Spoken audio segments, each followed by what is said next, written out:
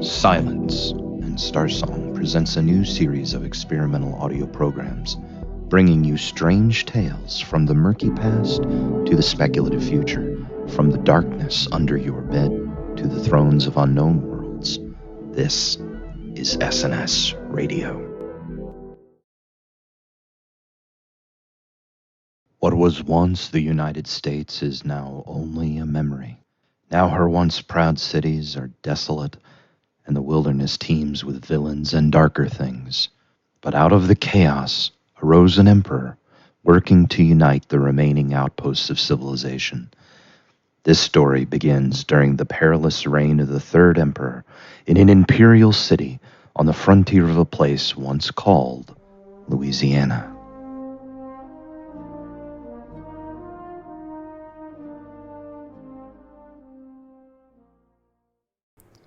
My name's Dalton Boudreaux. I was born in the half-sunk, half-lawless city of New Orleans. Growing up there among the filth and human detritus was as near to hell as I'd ever like to get. As soon as I was able to make my own way in the world, I smuggled myself out of that drowning rat trap and hopped the Pontchartrain to New Lafayette City. I joined up with the soldiery there, working my way up to Constable. Keeping order suited me well, and if I completed 10 years of exemplary service for the Marquis, I'd be given citizenship. 10 more years, a knighthood, and a tract of land to call my own.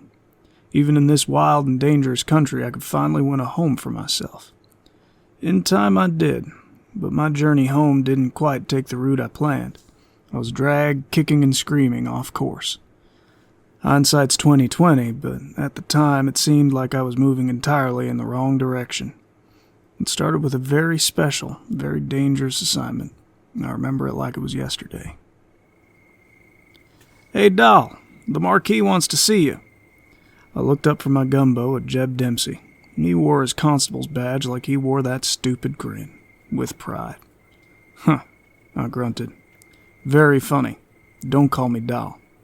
"I'm serious," Dempsey said, feigning hurt. "And I'm serious about you not calling me Doll." "Okay, Dalton," he said, grinning. "The Marquis wants to see you." "After lunch," I said through a mouthful. Usually, Dempsey gives up after his joke doesn't land. But did the Marquis really want to see me? That could be bad business. "Is that what I should tell him?" "He really wants to see me?" I asked. "Yeah." "No joke?" "No joke, Dalton," he answered. I nodded and wolfed down the rest of my gumbo, wiped my mouth, and headed to the magistrate's mansion. I was ushered in by the guards and trailed a servant to the Marquis de Lafayette's study. I racked my brain over what this could be about. I'd only met the Marquis once, personally, at a dinner, but I'd seen him multiple times at review. He's always been good about side work for us. He'd ask for volunteers to go to the old city and recover books, mostly history or literature. That was good money, but he wouldn't have called me here for that. What could this be about? I hadn't done anything wrong that I knew of. He generally gave us a free hand in enforcing imperial laws in Lafayette. The study was full of empty bookshelves, slowly accumulating ancient tomes, as well as some modern ones printed on his new press. The air was still and full of stale Perique tobacco. The Marquis walked in from a side door by his desk, followed by a man I didn't recognize. The stranger wore an imperial uniform. The crest on his shoulder was an eagle on top of an anvil, symbol of the Imperial Engineers. He didn't look like a field officer. His uniform was too well kept. I saluted the Marquis and stood at attention. The Marquis was from French-Acadian stock. His once angular face was hidden and rounded by eating too much soul food. "Thank you." The Marquis motioned me to stand at ease. "Sir Geoffrey Light, this is Constable Dalton Boudreaux. Constable, this is Sir Geoffrey Light of the Imperial Engineers, out of Harper's Ferry." Sir Geoffrey nodded curtly at me. He was young and incredibly tall, probably 6 feet, blond, and had a strong, square jaw. Beside the Marquis, I'd never been in the presence of nobility before, especially nobility from back east. I returned the nod. "Constable, you were born in New Orleans, yes?" "Yes, sir," I said. "You lived there until you were a young man?" "Yes, sir." "Good. You are to guide and escort Sir Geoffrey and his company to New Orleans, where they are going to study the pumps of that city. How many men will I be taking? Just yourself. Now, I have heard a lot of stupid things in my 8 years of service, but this was first place, and not even close. Of all the requests and dangerous operations I'd been involved in, this seemed the most hopeless. Had I offended him in some way? Was he trying to off me? Sir, New Orleans is an extremely hazardous city. It's practically feral. President Fontenot has given the Emperor's servants permission to enter his city. Then you don't need me, I shot back. Constable, the Marquis was clearly disappointed. There are those of us who, while gratefully accepting the President of the People's Republic of New Orleans' offer, understand that his reputation for, shall we say, political maneuvers precedes him. Sir Geoffrey interjected. My retinue includes well-trained soldiers who can fight their way out of anything. However, we need a guide. Let me bring more men I trust and know, I offered. If we did that, Constable, we might be suspected of invading. This is a suicide mission. I don't care how good your men are. I told them both bluntly. There was no way I'd be doing this. The Marquis smiled at me. I am prepared to graduate you early, with full pension and a farm out on the bayou. 50 straight acres and a ready-made house. I swore in my head. Everything I'd wanted, and would probably take me another 12 years to get. Early release and a knighthood. I'd told myself I'd never go back to that underworld, but in order to get to heaven, looks like I'd have to go through hell. I nodded my acceptance. Good, the Marquis clapped. You'll leave as soon as you can be packed. A week's worth is probably all you will need. Sir Geoffrey will meet you at my personal landing. The Imperial nodded, passed me, and left the room. Now, the Marquis said, there are a few other details to go over. I want it all in writing, sir. Of course, my secretary is drawing it up now, except there are a few things not stipulated, but nevertheless very important. Maybe this is why the Marquis was the magistrate, instead of someone like me. Whatever he was about to tell me was not for Sir Geoffrey's ears. The Marquis loved games, and I was a piece on his chessboard. But what was I? The rook or the pawn? Go ahead. When you return, I expect a full report on troop strength, arsenal, and a briefing on their defensive works. I see. Everything you can learn about President Fontenot, what kind of man he is, and what kind of sorry excuse for generals he has will be of great interest to me. I will do my best, but they will be suspicious of me already, sir. I am aware, but they will not be able to hide everything. Also, you must make contact with one of my spies in that district. I've had no word in some time. How am I supposed to make contact with him? You will be sought. My agent will ask you for a light the first or second night you're there on Bourbon Street. You will answer, it's almost too humid to light. If you hear the response, could use a good hurricane to blow it all away, you've found your man.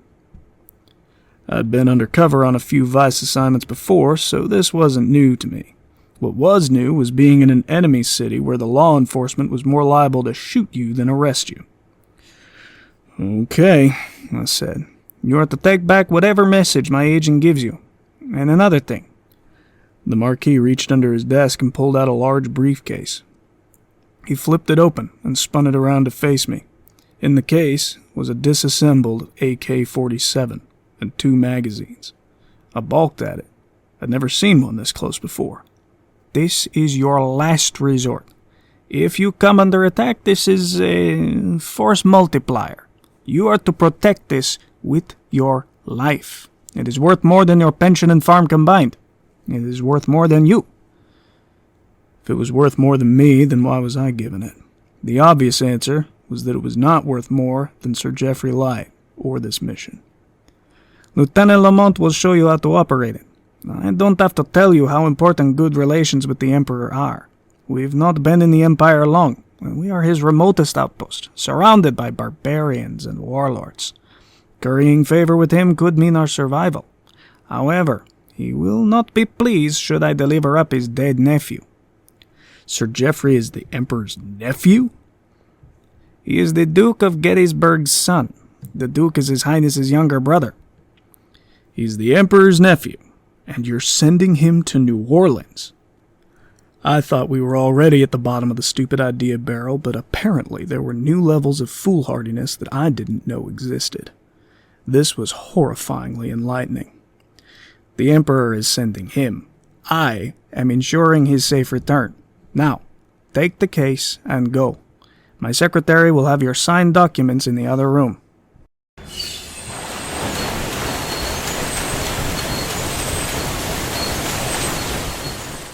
The patrol steamer Charon cast off the Lafayette dock. I watched the empty pier fade into the drizzling rain. We navigated the waters, passing ferries and cargo barges coming in from the Gulf and down the Mississippi.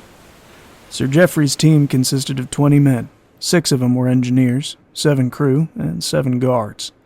The men had not spoken to me when they took my bags and loaded them into my berth. I was allowed to place the AK-47 briefcase in the safe under the supervision of the captain, who alone had the key. The plan was to arrive in New Orleans tomorrow. The crew would remain aboard while the rest of us visited the town. They were to keep the ship in a state of constant readiness for immediate departure and carried enough coal for the return trip. They had come down the Mississippi to Lafayette in a journey that took 2 weeks. They looked tired. Sir Geoffrey drove them hard and hadn't given them more than a day's shore leave. We were in an awful hurry to look at some pumps. "The Empire likes to be punctual," Sir Geoffrey told me when I asked. "Sir Geoffrey, pardon me, but why are these pumps so important?"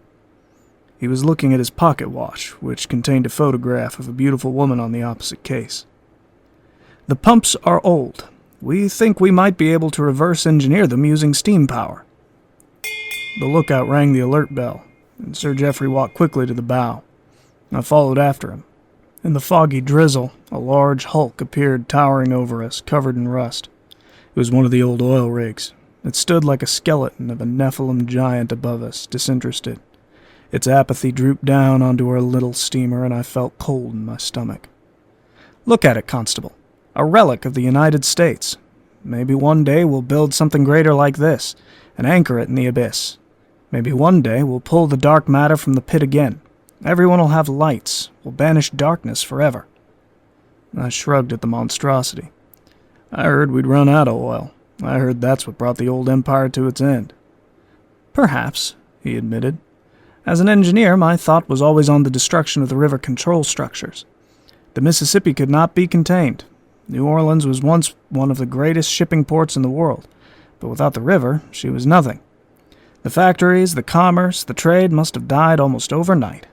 That's not economic crisis, that's economic death." I've heard those stories, but even as a kid in that city, I had trouble picturing it. To me, New Orleans was always partially submerged in brine.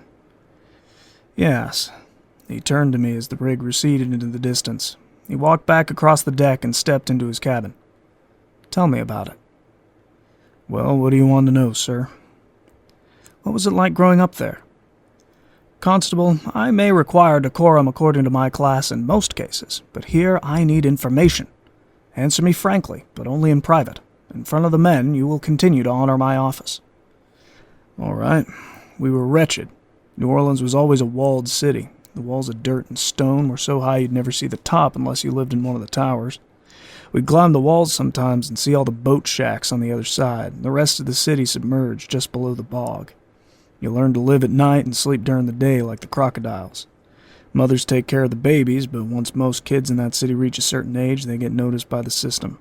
Girls, the pretty ones, are tapped to become whores or mistresses. The boys run errands for the boss, and if they're clever enough, they can work their way up to the top. Everyone lived for the parties, for the jazz, for the booze they make out in the swamps. We loved, killed, and danced in the ruins of a city." As I spoke, I rolled and lit up a cigarette. Those old memories drifted in the smoke. The nobleman looked at me hard. Was he reassessing me? How could someone highborn like him trust someone like me? "Tell me about President Fontenot." "His family's ruled the PRNO for generations. Fontenot's a Haitian and proud of it. And I was told Haiti is a cursed island not far from New Orleans. And the stories went that when Fontenot's ancestors arrived from Haiti during the last days of the United States, they were little more than malnourished refugees. When law and order dissolved, they remembered the lawlessness of Haiti, and they moved with swift brutality before anyone else knew what was happening. They've ruled the city with vice in the left hand and coercion in the right ever since. Andre Fontenot's simply the latest in a long line of dictators. Does he have a family? They don't really marry as much as they just have favorites. Barbarians. Sir Geoffrey shook his head. The PRNO is not an isolated city-state, he told me, rolling his own cigarette and lighting up with one of my matches. There are places all over the continent with petty lords ruling in filth. These places don't exist in the Empire, though. I grunted. It's hard to believe. Oh, there are wicked people within our border, but no lord would dare do this to his own people if he didn't want to face the wrath of the Emperor. I suppose that's why President Fontenot hasn't bowed the knee. Perhaps that is why the Emperor has never extended the invitation.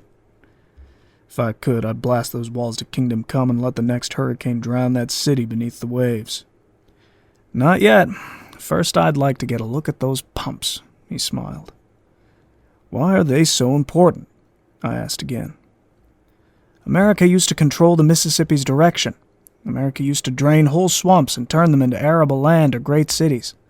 If we could learn how to build these, we could take dominion over the frontier. The Emperor could expand west, bringing the light of civilization and the gospel to the continent. Is it peaceful where you come from? I asked. There is no war in the East. Every man lives under his own fig tree and eats from his own vine next to his Christian neighbor. Sir Geoffrey said. He looked a little teary. Were all Imperials this sentimental? It was probably a requirement of the nobility. I wouldn't know. We're on the frontier. The Empire seems to exist in name only. You're the first Imperials I've seen since Lafayette became one of your cities. There are a lot of wicked people out there still. Every time I put one down, it seems like two more take their place. I just want to get out of the city. I thank you for what you and your comrades do to keep civilization from falling back under the waves and preserve imperial justice. Perhaps my mission will help move the frontier away from your beleaguered city. The conversation petered off after that, and we parted ways. I went to my berth and lay in my bunk, smoking a few inches away from the ceiling. I never was idealistic, even when I was first saved. I'd seen too much to be rid of cynicism. The only beauty I'd known was a few images, preserved from the past, and the few times my mind could catch a glimpse of the beatific vision. Sir Geoffrey either knew something I didn't, or was very naive, in which case I knew something he didn't. Maybe he lived in his castle in Gettysburg or his fort at Harper's Ferry for too long. Maybe everything looked good from the top of his tower. Then again, why was his view from the top less valid than my view from the bottom? I was in the mud, in the gutters. Which one was right, I wondered. The gloomy day fell into night, and I fell asleep in the damp, smoky air. That night I dreamt I was Pharaoh on the banks of the Nile. I saw one sickly kine drag its emaciated body out of the steaming river and slouch toward a beautifully healthy kine who grazed with her back to the Nile. I knew the healthy one would calf in the future, and bring milk to her calves and her masters. I knew the sickly one would never calf, nor would she milk. The sickly one had teeth like a shark, mandibles like a locust, which latched like a vice into the healthy one's side. I looked away. When all the bones had splintered and blood had spilled, I looked back, and the healthy kine was gone. Only the starving, sickly kine remained. It wasn't any less starving or sickly than before it had eaten the healthy one. I tossed and turned all night. We traversed the treacherous waters into Lake Pontchartrain at first light.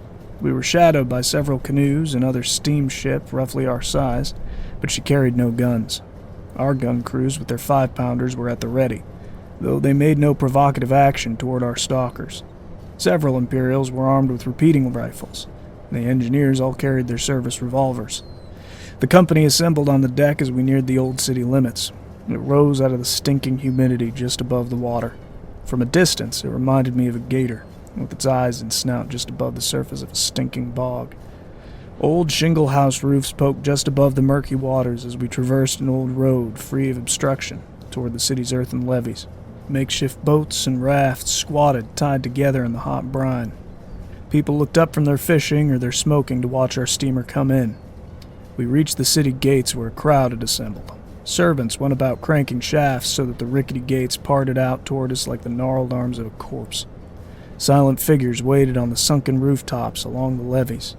At the center of the open gate lay President Fontenot and his retinue, waiting for us on his private pier. Dozens of soldiers lined up behind him, some carrying spears and machetes, and some sporting bolt-action rifles and muzzle-loaders with bayonets.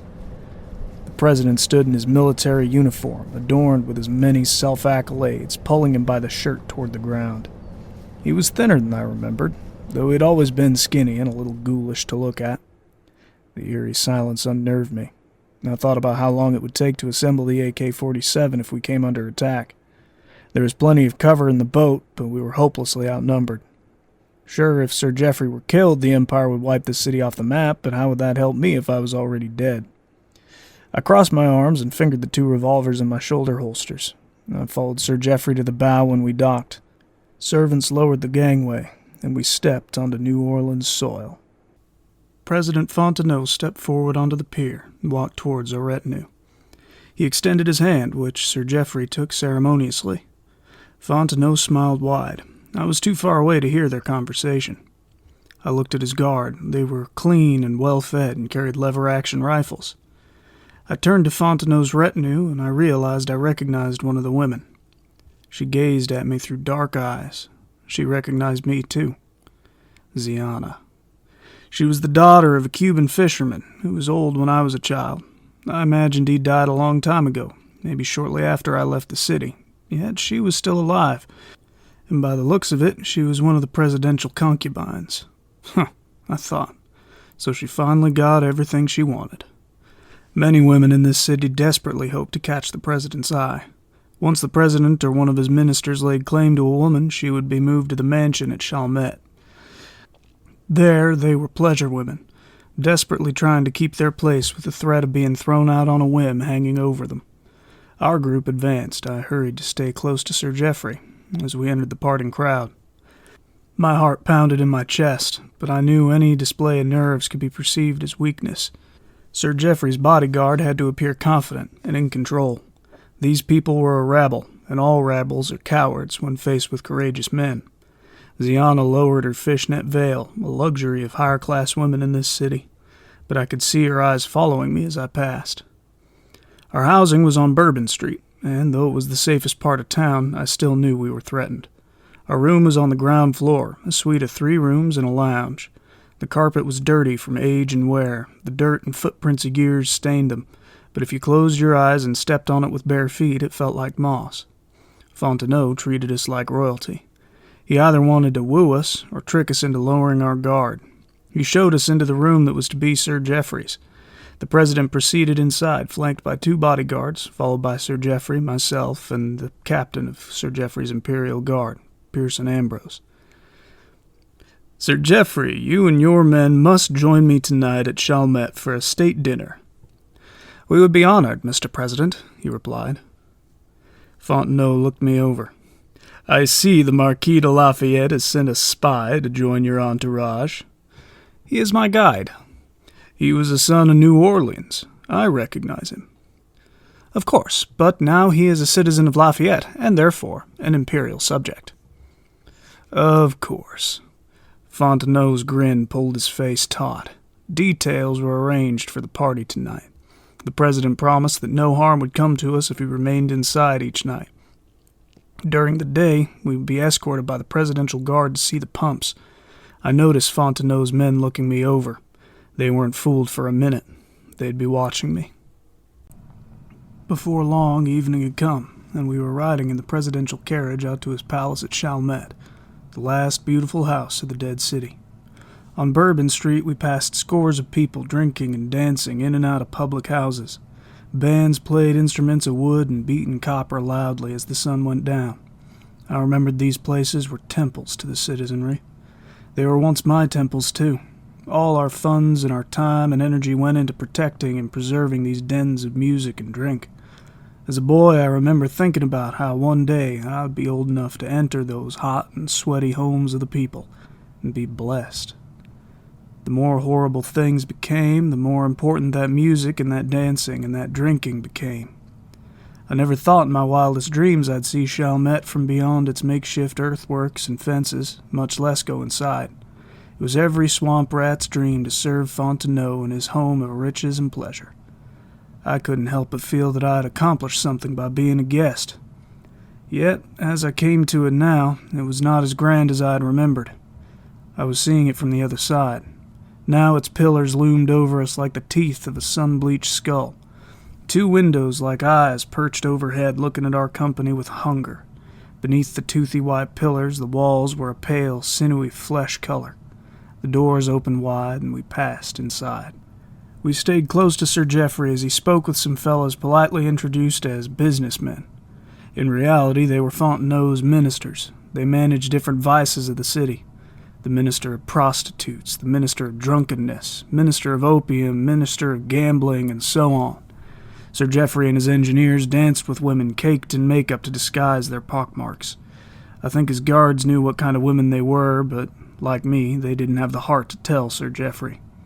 Since he himself, in accordance with the commandments, had forbidden fornication, especially here, we didn't see a danger in court dances.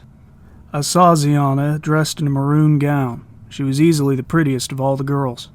Sir Geoffrey danced with her the most before retiring for a drink. During that whole time, she didn't leave my sight. I watched her hands and her eyes, trying to divine her motives. The truth was, it had been a long time since I'd seen her, and I didn't know what kind of woman she'd become.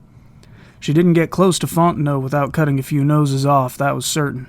Fontenot met Sir Geoffrey at the bar, and after a brief conversation, they left together. Several of the guards and myself tailed them at a discreet distance up the stairs into the second-floor rooms. Fontenot's guards came down the other end of the hall while the 2 leaders went into the study. I stood with one of his guards outside the door and listened for the sounds of struggle or duress. Our code word was frontier. Fontenot began, though it was muffled. "How is Lady Helen?" "It has been some time since I last inquired," came the careful response. "A pity she could not grace us with her presence. She is very important to me."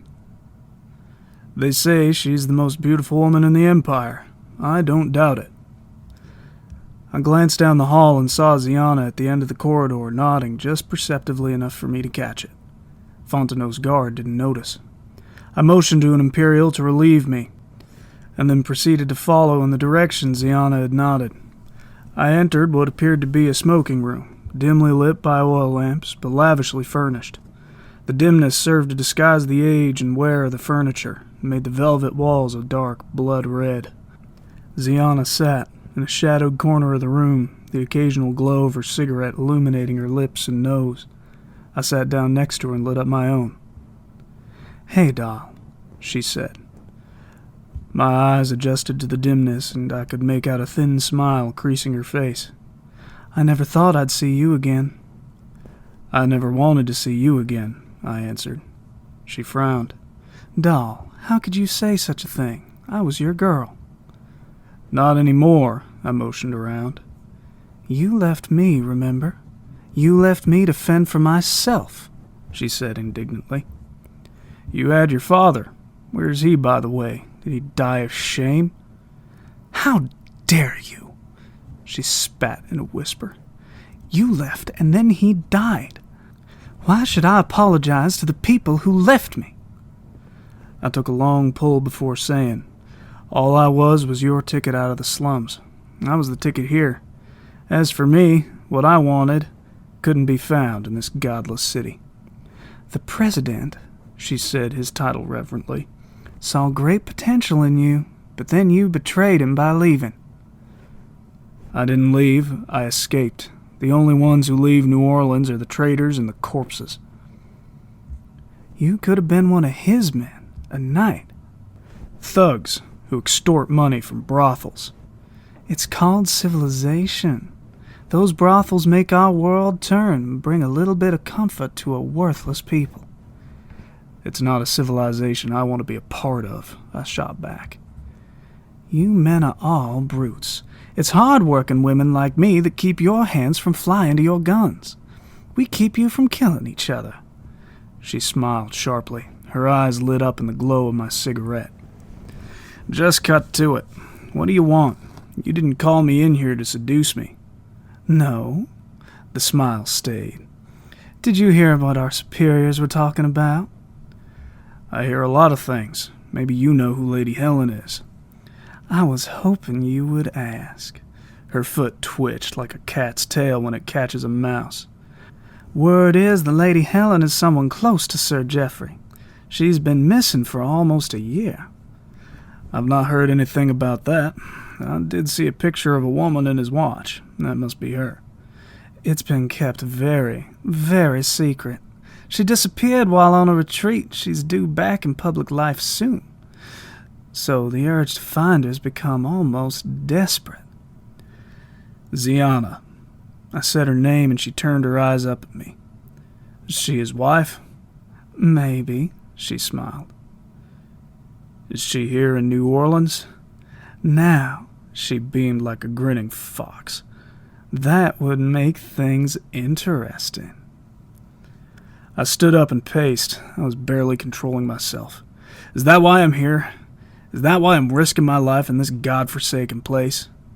"Trouble in paradise, doll? I could help with that." "You're Fontenot's girl." "I'm a lot of things. He won't want me tonight. He's all business since you got here." "I'm not one of your young fools." I tossed the cigarette out and left the room. "Not anymore," I heard her say as I left.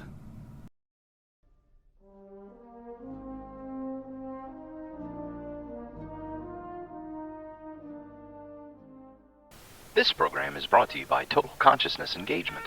In the 30s, we built the world's first completely persistent, massively multiplayer online VR game, Stellar Pasture. Now 10 years later, we're happy to announce all the bugs have been fixed and all user deaths have been adjudicated. Why not plug into the revamped game, visit distant worlds, and meet new people? Be careful, you may have so much fun you can't get out. DC is not responsible for accidental deaths, psychic merging with the pantheistic entity known as the Chimera, virtually treated diseases, unanticipated spirit walks, or loss of bowel control.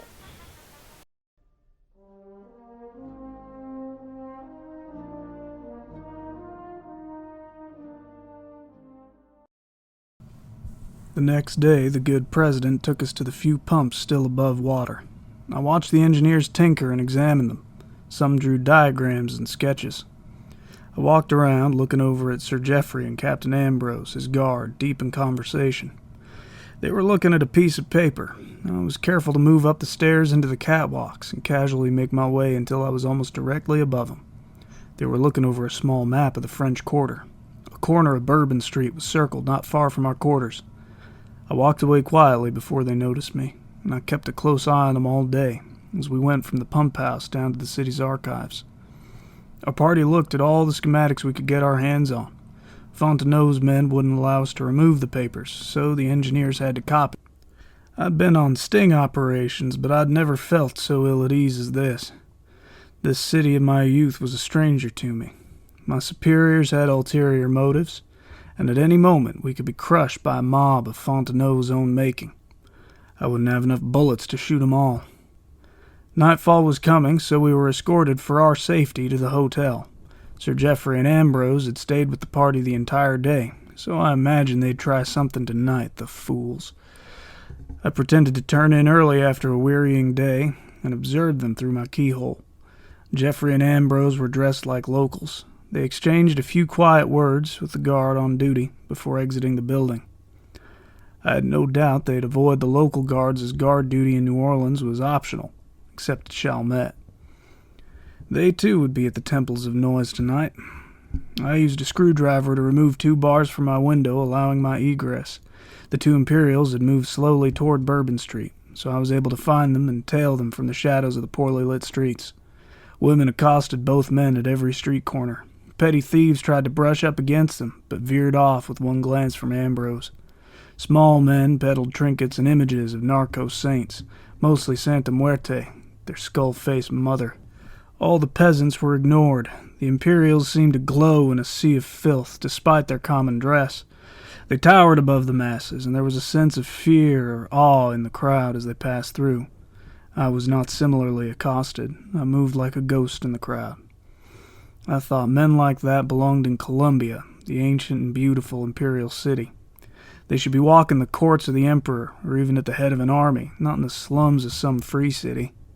The two entered one of the public houses while I hid in a corner with a good view of the entrance, watching those who went in and out. If hostiles were already inside, my watch would be in vain. "Got a light?" a raspy voice asked behind me. I froze, remembering the words the Marquis had told me. Was this the informant? I responded calmly. It's almost too human to light up. I reached for my matches, thankfully not far from my revolver. "Could use a good hurricane to blow it all away," the voice responded. I grabbed the matches instead of the revolver, drenched in relief. I turned around and lit the match, to see Ziana's eyes staring back at me. "Why didn't you tell me last night that you were the informant?" I demanded. "Chalmette is covered in ears. Our conversation was not nearly as treacherous as this will be." I spat on the ground.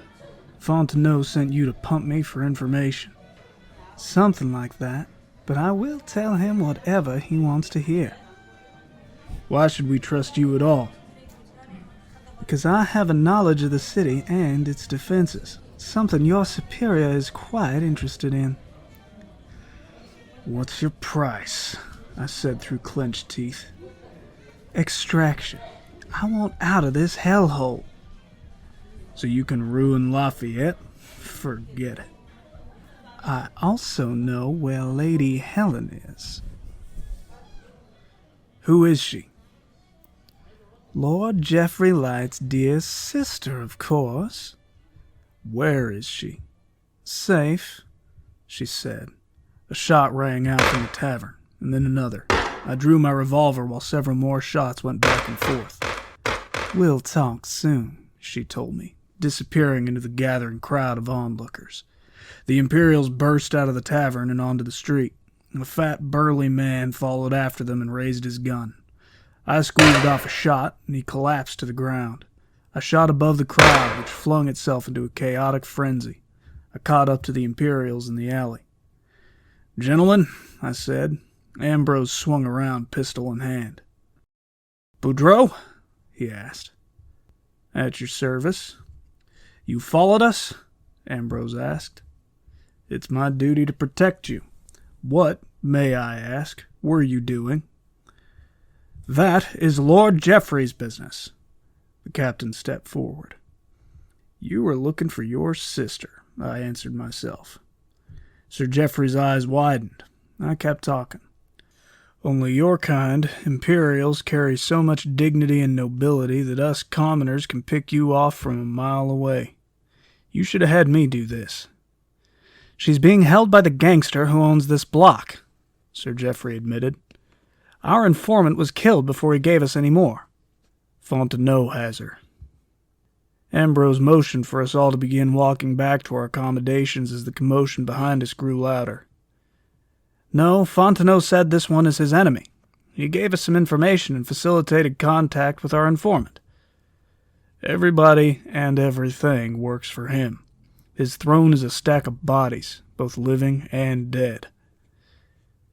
"Then what can we do?" Geoffrey asked.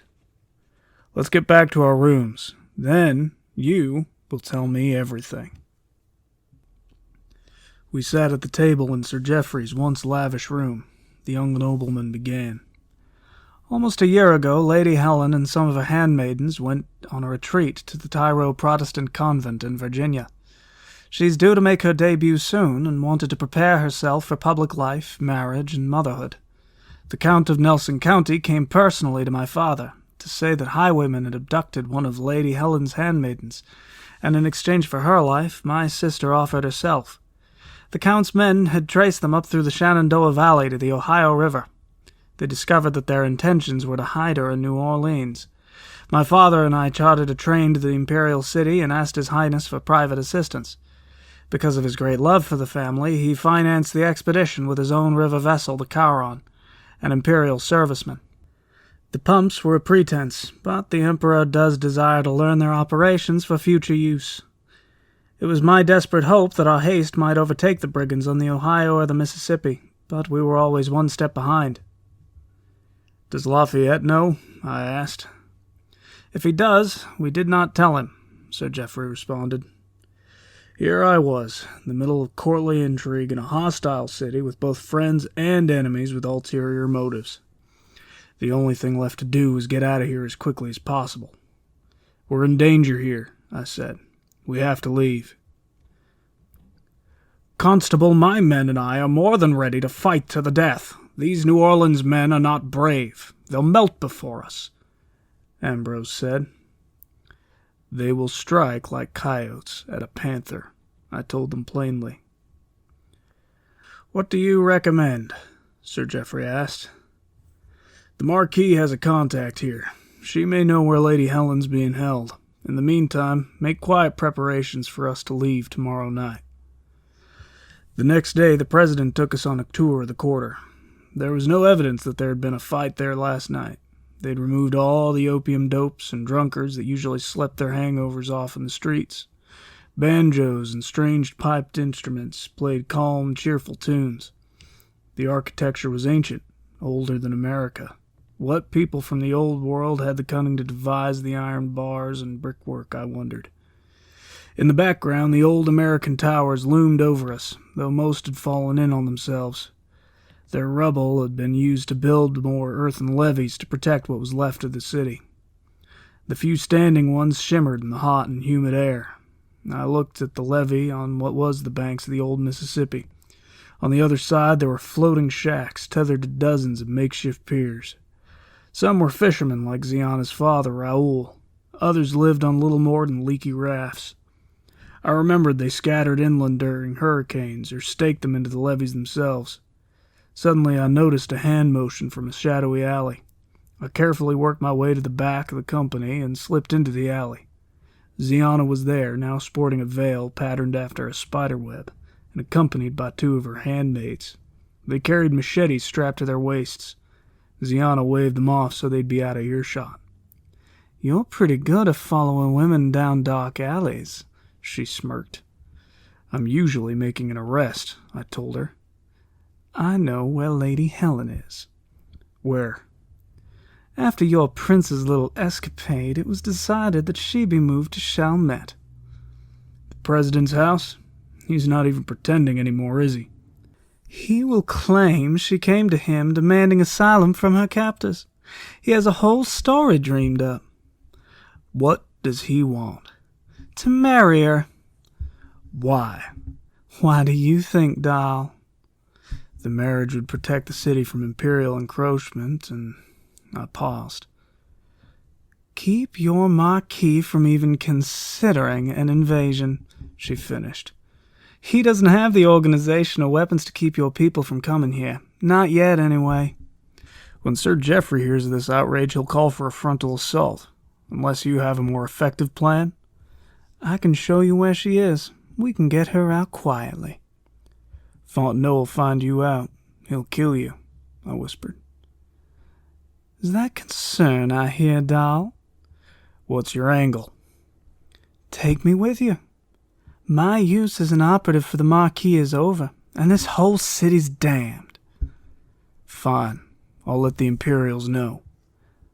"That's not enough. I need your word that you will take me to Lafayette. Swear it." "When the bullets are flying, my promises won't save you, Ziana." "Swear it. You're a saved man, right? Your word's important, 'cause it's made before God." "I can't take your whole entourage." I glanced at her two guards. "They'll slip out easy enough in the chaos," she responded. "Fine, then. I swear to take you to the Marquis." She smiled and kissed me on the cheek. She handed me a note with her plan and slipped into the shadows again. I rejoined the crowd as it circled back my way. I read the note. I was to infiltrate as a servant. Once inside, I would meet Ziana and pretend to be her attendant. She'd take me to Lady Helen's room, and with the guards distracted or incapacitated, Lady Helen would dress like another serving girl, and we'd go out with the crowd. It seemed too easy, but I didn't have a better option. When we returned to our residence that afternoon, I convinced them it was the best that I go alone, and that the better part of valor would be to use the left rather than the right hand. They grudgingly agreed. We made departure and rendezvous preparations. We need a few tricks no one knows about, including your contact, Sir Geoffrey said. I agree, but I'm out of options, I told him. I have a few ideas.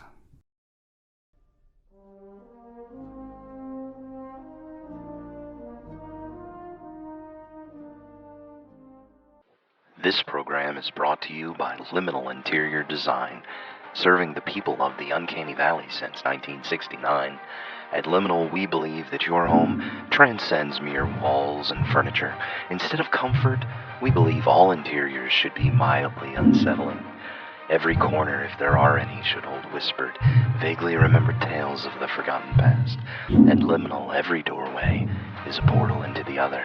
Liminal design for the spaces between the spaces.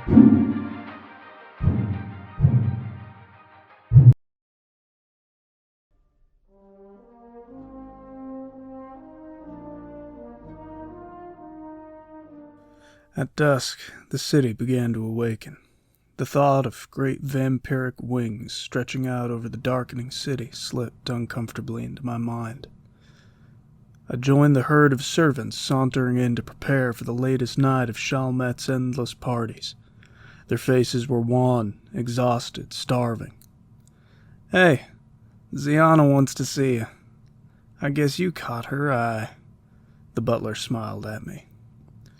The others looked jealous, but said nothing. I hurried with a gin and tonic to her room. The party would start in an hour, and we needed to get to Lady Helen before Ziana was missed. I met her and her entourage in a large room covered with velvet and pillows. I noticed far fewer guards in the halls tonight than when we had visited previously. She smiled through her spiderweb veil. Thank you, boy. She took the drink and ran her hands along my now clean-shaven face. It made me look young and blend right in with the other boys she'd collected in the room. She slipped a key into my pocket before we set out down the hall. We approached where Lady Helen was being kept. The guards were led away like oxen to the slaughter by the two women I had met in the alley earlier. I slipped out of the crowd and unlocked the door with my key. Inside there was a guard. I feigned confusion as he approached me. Is this some kind of prank? He demanded. He looked tired and pale like many of the others I'd seen. I swung at his jaw and he went down. I drew my knife when I heard a gasp. Lady Helen. I recognized her from her picture in Sir Geoffrey's watch. She had leapt out of her chair and was covering her mouth. She was stunningly beautiful, and in that instant of beauty twisted in terror, I knew I couldn't kill this man in front of her. Lady Helen, I'm Constable Boudreaux. I'm here at the behest of your brother, Sir Geoffrey. Please, help me gag and bind this man. Geoffrey sent you? She asked in amazement. She quickly grabbed sheets off the bed in the back room. We secured him to the bed, and once her help was no longer needed, I let her leave while I checked his bonds. My work was quick, quiet, and lethal. I closed the door to the bedroom, and Lady Helen sat down, still looking pale. "My lady," I said, almost instinctively. She had the same kind of glow as the other imperial noble stock. She carried herself with dignity even in the house of her captor. "In a few minutes we will be escorted out of here, and God willing, you will be reunited with your brother in a matter of an hour or two." "Thank God," she broke a smile. "Have you been harmed?" "Only threatened and frightened." "Of course," I said. The clothes she wore were plain enough. She would blend in, except for her startling beauty. A veil would have to cover that, but instead of hiding the pockmarks of hard living, she'd be veiling her beauty from unworthy eyes. "What was your first name, Monsieur Boudreaux?" "Dalton." Words still came slowly for me around her. I thought of Ziana and how she had wasted herself away trying to take men's strength. It burned through her body like holding a candle to your chest. Lady Helen was pure, and it didn't occur to me how anyone could see her as a pawn in the game of politics. I don't even know if she understood everything that she was. "Dalton, thank you for not killing that man in front of me. I'm sure it's complicated things." "I think that the bloodshed is just getting started," was all I could say. She looked down, her face saddened. I changed the subject. How did you get here? In Tyro, I was at the Protestant convent to prepare for my debut. One of the handmaidens was taken on the road. I received the ransom note and decided to go in her place. She had an ailing father and was hastening home to say goodbye. And your guards? There are no men permitted in the convent. I sent word to Count Joseph of Nelson, but I knew it would arrive too late. Once captured, we moved swiftly by night and day on post horses. I was often veiled and gagged. They seemed to know secret shortcuts in the valley.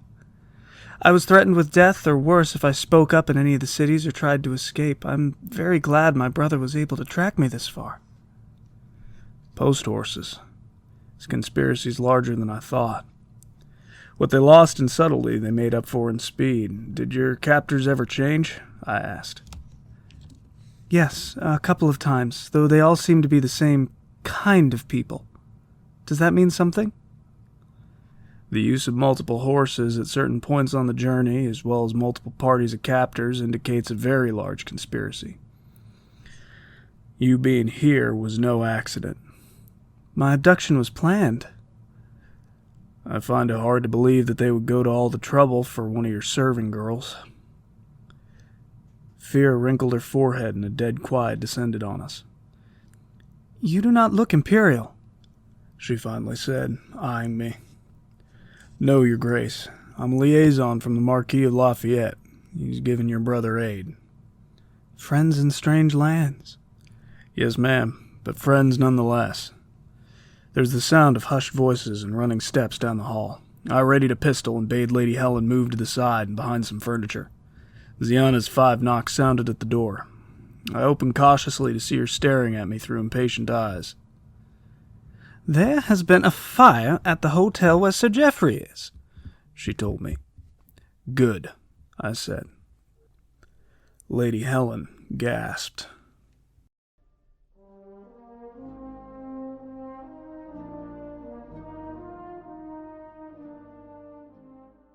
This program is brought to you by the lawyers at Grassley, Knowles & Kennedy.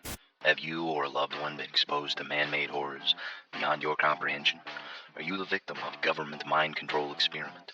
Do the flight paths of unexplained aerial phenomena interfere with your quality of life? If so, you may be entitled to compensation and interdimensional reparation. At Grassley, Knowles & Kennedy, we're more than just legal advocates. We're champions of justice dedicated to exposing the vast conspiracies of our lizard overlords. Call today for your free consultation. Grassley, Knowles & Kennedy. When you're under fire, give us a shot.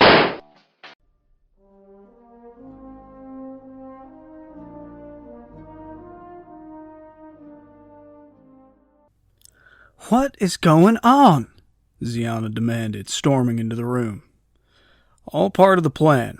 Fontenot doesn't want to have the young prince die in a fire. His father knows the emperor quite well. How will your boss feel about it? I can see the look on your face. In the confusion, you'd steal Lady Helen for yourself. Maybe you'll claim you rescued her and they'll all demand you two be married. Maybe you simply wanted to steal her away for a few days.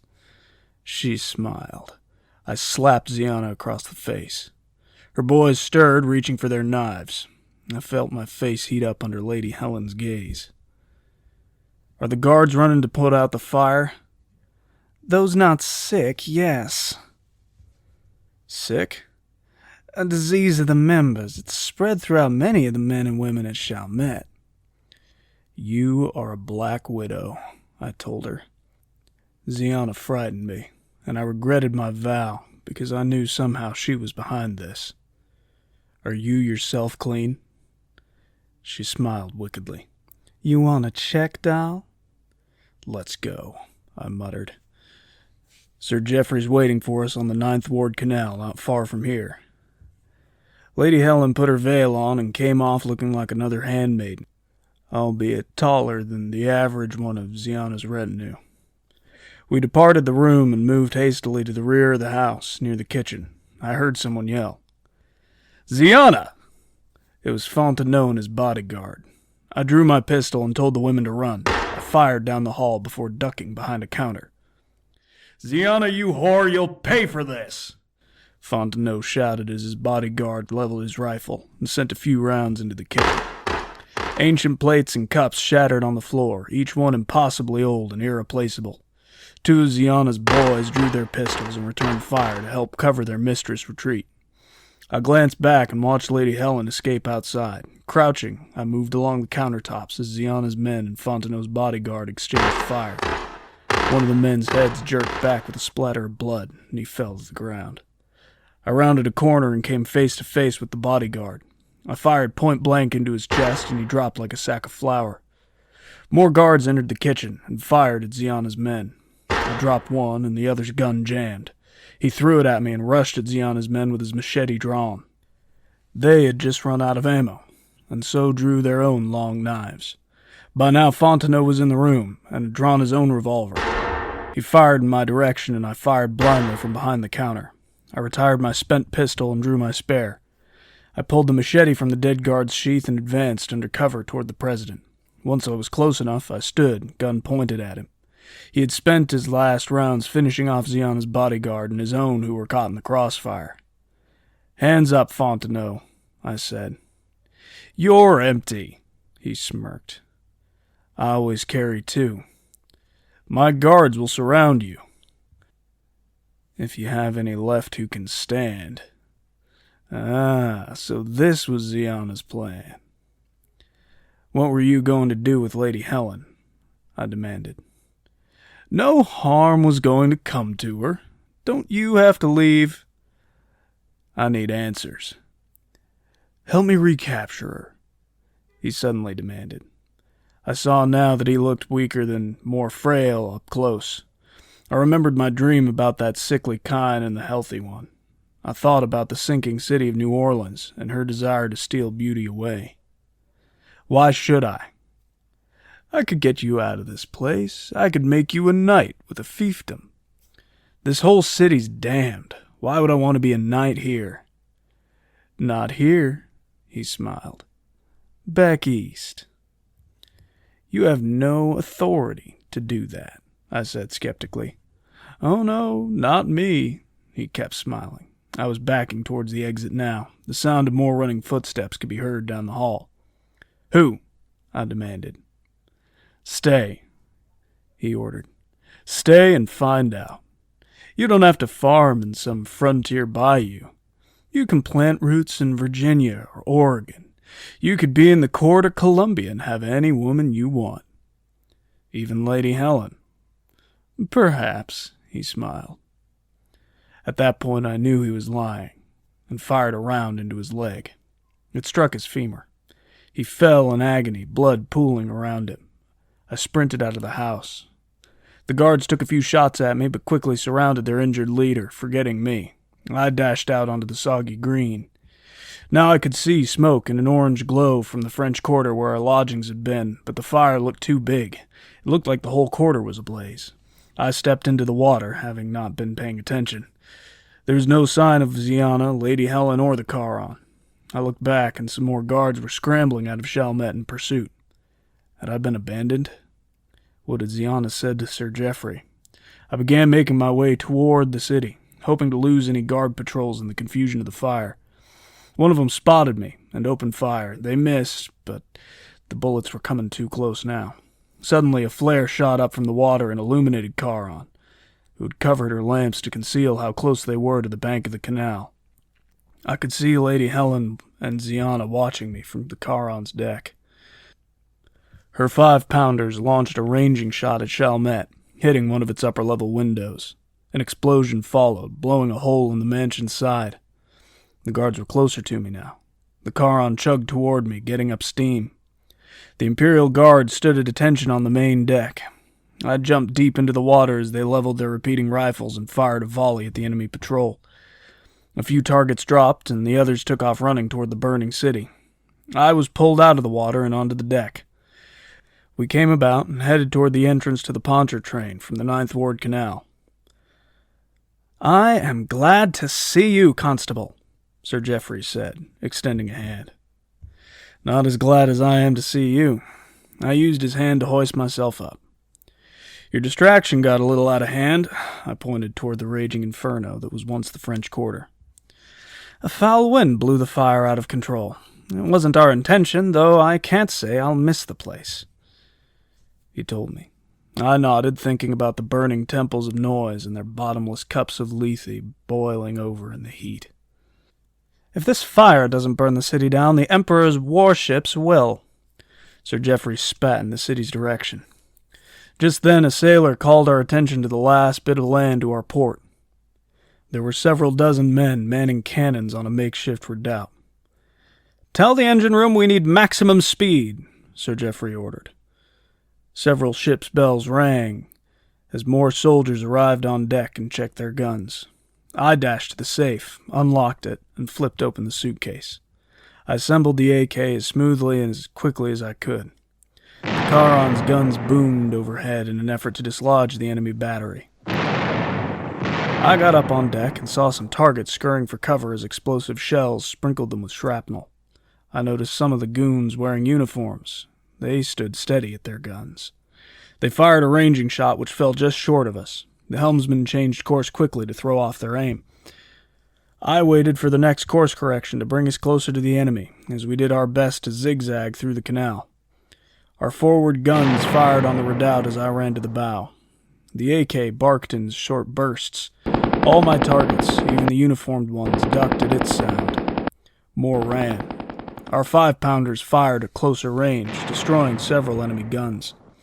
We passed by and made hard for open water. I changed magazines to my spare. We were almost out of engagement range. The Imperials fired volleys from their repeating rifles to keep up a steady, suppressing fire.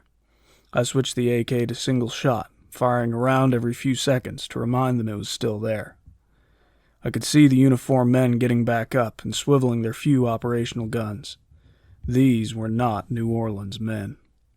They had a sense of duty and courage. I hadn't seen that in this city. Who were they, I wondered. I saw a puff of smoke and called all hands down as the solid shot ripped through the main deck, sending shards and splinters of wood into myself and everyone else not below decks. Another gun fired, but it fell short. And then, mercifully, we were out of range. We used our lanterns to search for enemy patrols, but there were none on the water.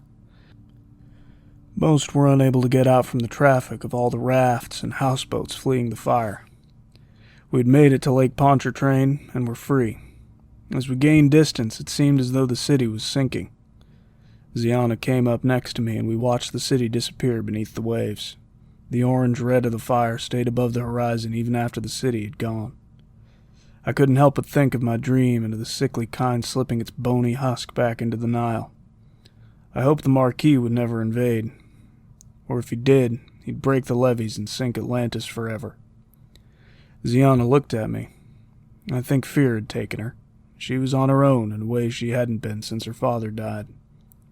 She wrapped her arms around my right arm and buried her face in my shoulder. For a moment, we were children again, spending our days in the streets of that dead city. I looked her in the eyes and said, "It's better that I left. You were always only ever loyal to yourself.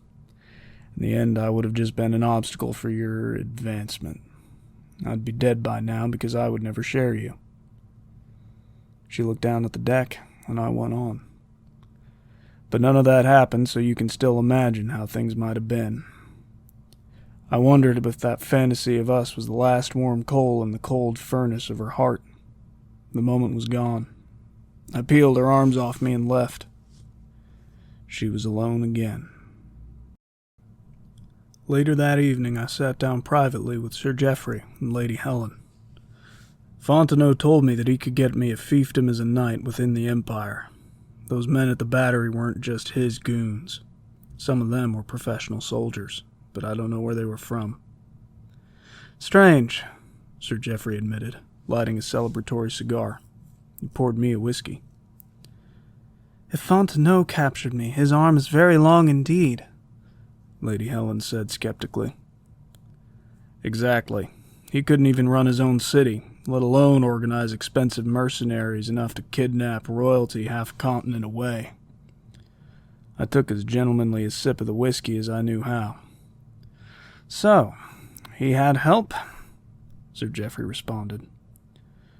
"I think it's worse than that. I think Fontenot is the help. I think he's working for someone with a lot of money and power. The cabin was quiet for a tense minute. I will speak to my father about this. That's all I can do for now. We'll keep our eyes and ears open. What of Fontenot's woman? Sir Geoffrey asked. She's not to be trusted. I'll see to her. She has information for the Marquis, but also should be medically checked. Very good. As soon as we've taken on coal and stores at Lafayette, we'll return home via the Mississippi, as quickly as possible. And what will you do, Constable Boudreaux? Lady Helen asked. Find my tract of land and start working it, I suppose. Isn't that what the Empire's all about? Every man under his own fig tree, eating his own vine? Quite right. She smiled at me. I couldn't believe there was such kindness and beauty in the world, and that it was here looking at me. If we ever needed your services, could we call on you? It was at that moment when I had the strangest, most dangerous idea ever to pop into my head. I was getting the feeling that maybe home, wherever it was, might actually have something to do with Lady Helen. She spoke, but I didn't listen. Well, maybe I listened. But I didn't really think about my answer. Of course, my lady, I practically blurted out. Stupid. I'm a man of my word, so when I say something, I mean it. Now, whether I live to regret that promise or not, is another story for another day. We hope you enjoyed this episode. Please press like and subscribe to our YouTube and let us know if you'd like to see more episodes. Check out our website, our Discord, and follow us on Twitter. If you liked this production, you ought to try The Strange Tales and High Adventure of Issue 3 of Silence in Starsong. Issue 3 is available on Amazon. If you do pick up a copy, please be sure to leave a review. American Necropolis by T.R. Alexander. Story narration by Ethan Free. Creative consultants Dan Bucher and Dave Kolhoff. Cover art by Jason McHouston.